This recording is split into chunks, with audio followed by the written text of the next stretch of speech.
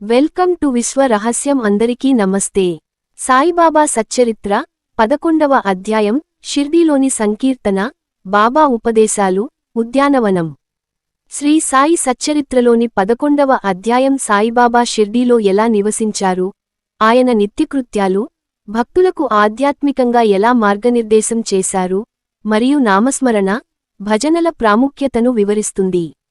ఈ అధ్యాయంలో బాబా యొక్క దైనందిన జీవితం, ఆయన బోధనలు, మరియు ఉద్యానవనానికి సంబంధించిన కొన్ని సంఘటనలు ప్రముఖంగా ఉంటాయి. ప్రధాన అంశాలు: షిర్డీలో సంకీర్తన, భజనలు. బాబా షిర్డీలో ఉన్నప్పుడు ఆయన చుట్టూ భక్తులు నిరంతరం భగవన్నామ స్మరణ, సంకీర్తనలు, భజనలు చేసేవారు.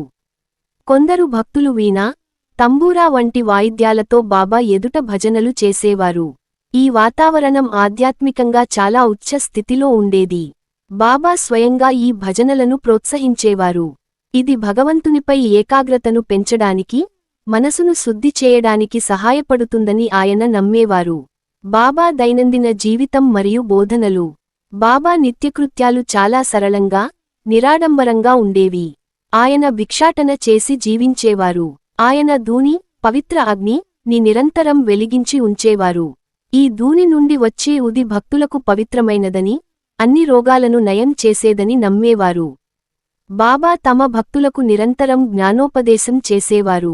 ఆయన ఉపదేశాలు చాలా సరళంగా, కానీ లోతైన ఆధ్యాత్మిక అర్థాన్ని కలిగి ఉండేవి. శ్రద్ధ, సబూరి, విశ్వాసం, ఓర్పు అనే అంశం మరోసారి ఈ అధ్యాయంలో నొక్కి చెప్పబడుతుంది.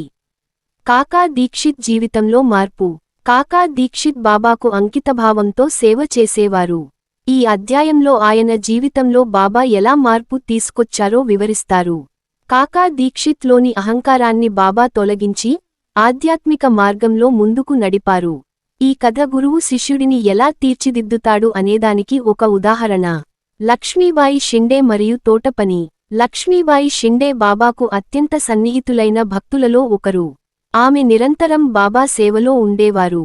షిర్డీలో బాబా ఒక ఉద్యానవనాన్ని, పూలతోట పెంచాలని కోరుకున్నారు. దీనికోసం ఆయన స్వయంగా కృషి చేశారు. ఆయన ఆ తోటలో నీరు పోయడానికి ఒక బావిని త్రవ్వించారు. ఈ తోటలో బాబాకు ఇష్టమైన పువ్వులు, మొక్కలు ఉండేవి. ఈ తోటపని బాబా యొక్క కార్యశూరుడు, నిర్మమకారుడు అనే లక్షణాలను తెలియజేస్తుంది. ఆయన ఏ పని చేసినా దైవ సేవగా భావించేవారు. ఈ తోటపని కూడా ఆయన లీలలలో ఒక భాగంగా పరిగణించబడుతుంది. దీని ద్వారా భక్తులకు కూడా సేవాభావం, ప్రకృతి పట్ల ప్రేమ నేర్పారు. నాసిక్ నుండి వచ్చిన మసూచి రోగి. నాసిక్ నుండి ఒక భక్తుడు మసూచి, అమ్మవారు తో బాధపడుతూ షిర్డీకి వస్తాడు. బాబా తన దైవశక్తితో, ఉదితో అతడిని నయం చేస్తారు. ఈ సంఘటన బాబా శారీరక బాధలను నయం చేయగల శక్తిని, మరియు ఉది యొక్క మహత్యాన్ని మరోసారి నిరూపిస్తుంది. 11వ అధ్యాయం సాయిబాబా యొక్క సాధారణ జీవితంలో దాగి ఉన్న అసాధారణ దైవత్వాన్ని వెల్లడిస్తుంది. షిర్డీలోని ఆధ్యాత్మిక వాతావరణం, బాబా నిత్యకృత్యాలు, ఆయన బోధనలు, మరియు భక్తులకు ఆయన అందించిన సేవలు ఈ అధ్యాయంలో ప్రముఖంగా ఉంటాయి. ఈ అధ్యాయం భక్తులకు భక్తి, సేవాభావం, మరియు దైవంపై అచంచలమైన విశ్వాసం కలిగి ఉండాలని బోధిస్తుంది. సాయిబాబా సచ్చరిత్ర 12వ అధ్యాయం ఖండ్యో, బూటి లీల, భక్తి మహిమ. శ్రీ సాయి సచ్చరిత్రలోని 12వ అధ్యాయం సాయిబాబా యొక్క శక్తి, కరుణ, మరియు భక్తులు ఆయనపై ఉంచిన విశ్వాసం వల్ల కలిగే అద్భుతాలను అనేక లీలల ద్వారా వివరిస్తుంది. ఈ అధ్యాయంలో ఖండ్యో, జ్ఞాన ఖడ్గం, బూటి కుటుంబానికి సంబంధించిన లీలలు, మరియు భక్తి మహిమ ప్రముఖంగా ఉంటాయి. ప్రధాన అంశాలు: ఖండ్యో, జ్ఞాన ఖడ్గం ఉపదేశం. సాయిబాబా తమ బోధనల ద్వారా భక్తులకు ఖండ్యో అంటే ఏమిటో వివరించారు. ఖండ్యోగ్ అంటే భౌతికమైన ఖడ్గం కాదు, అది జ్ఞానం అనే ఖడ్గం. ఈ జ్ఞాన ఖడ్గంతో అజ్ఞానం, అహంకారం, కోరికలు, కోపం వంటి అంతర్గత శత్రువులను ఖండించుకోవాలని బాబా బోధిస్తారు. ఇది ఆత్మజ్ఞానాన్ని పొందడానికి, మోక్ష మార్గంలో ముందుకు సాగడానికి అవసరమైన ఆధ్యాత్మిక సాధన. ఈ ఉపదేశం బాబా యొక్క లోతైన ఆధ్యాత్మిక అంతర్దృష్టిని, మరియు భక్తులకు మానసిక ప్రశాంతతను, ఆత్మసాక్షాత్కారాన్ని ఎలా సాధించాలో బోధించే తీరును తెలియజేస్తుంది.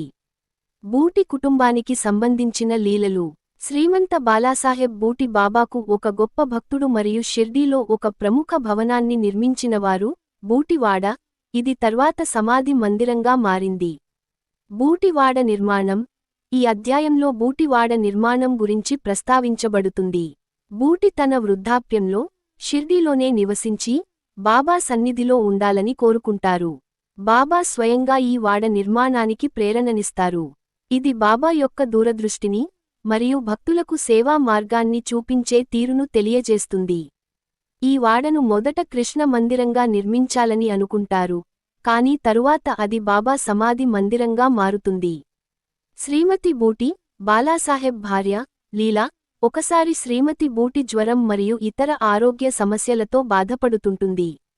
ఆమె తీవ్ర అనారోగ్యంతో ఉన్నప్పుడు బాబా ఆమెను దర్శించి ఉదిని ఇచ్చి ఆమె ఆరోగ్యాన్ని కుదుటపరుస్తారు.